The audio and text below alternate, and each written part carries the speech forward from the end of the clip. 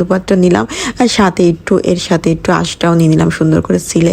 যেহেতু কচু তো মানে এটা কিন্তু গলা ধরবে কি ধরবে না, কচু কাটার পরে মানে হাত যদি চুলকায় তার মানে একটু গলাটাও চুলকাইতে পারে।